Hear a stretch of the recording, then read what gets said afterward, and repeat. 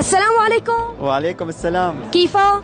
الحمد لله، انت كيفك؟ الحمد لله. شو الشيء اللي عم تشتغل عليه لحتى تخلوا سوريا أهم شيء بالاتصال؟ عم نشتغل نحن بوزارة الاتصالات، كل فريقنا وكل الشركات الاتصالات عم تشتغل مشان نحسن الكابلات ونحسن الابراج ومشان تحسن التغطية، تحسن سرعة الانترنت، لحتى انت وجيلك ورفقاتك تقدروا تلعبوا وتستخدموا التطبيقات وتتعلموا من الانترنت، لحتى ما يكون تحس انه عم يقطع ولا ما في تغطية ولا بطيئة. هيك عم تحس هلا؟ ايه أكيد يعني. كتير ولا شوي؟ هلا هو في حاليا كتير يعني معاناة، خصوصي إنه هلا مثلا ارتفعوا هيك يعني، عرفت؟ يعني هلا متحسن شوي بس مو كتير.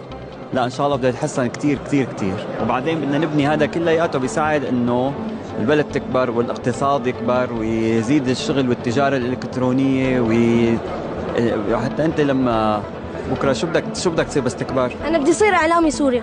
بدك تصير إعلامي سوري، بده يصير عندك تقدر تبث مباشر قد ما بدك إن شاء الله. بسرعة، بتعمل أبلود بسرعة وبتعمل داونلود بسرعة، وهي المهارات كلياتها اللي عندك إياها كل العالم كلياته بصير بيشوفها. إن شاء الله بتربح معنا محبة الشعب وطبق صور. شكرا جزيلا.